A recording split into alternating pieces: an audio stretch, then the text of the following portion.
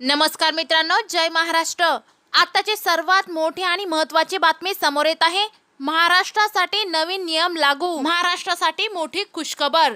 तर कोणत्याही महत्त्वपूर्ण बातमी बघूया। पंतप्रधान नरेंद्र मोदी तिसऱ्यांदा सत्तेत आल्यानंतर पहिला केंद्रीय अर्थसंकल्प आज सादर करण्यात आला। त्यात मोठ्या घोषणा करण्यात आल्या आहेत।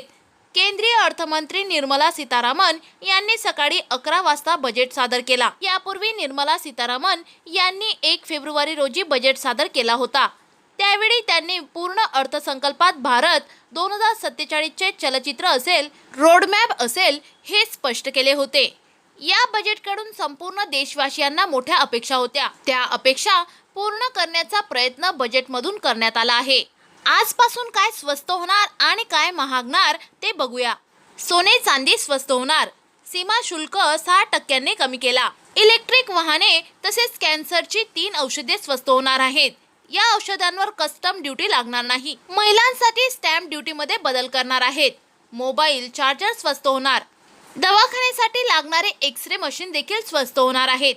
चामड्यांपासून तांब्यांपासून बनवलेल्या वस्तू स्वस्त होणार। लिथियम बॅटरी स्वस्त होणार। सौर ऊर्जा पॅनल स्वस्त, माशांपासून बनवलेले उत्पादन स्वस्त होणार आहे। या पुढच्या मोठ्या घोषणा बघा।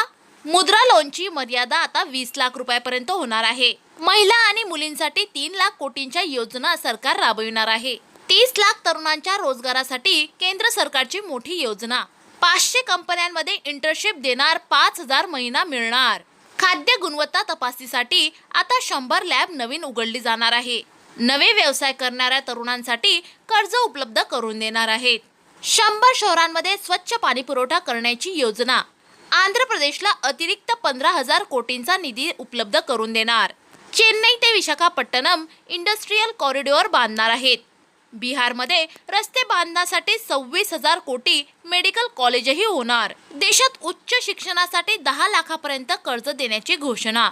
दरवर्षी 25,000 विद्यार्थ्यांना सवलतीच्या दरात 7.5 लाख रुपयांचे कर्ज मिळेल।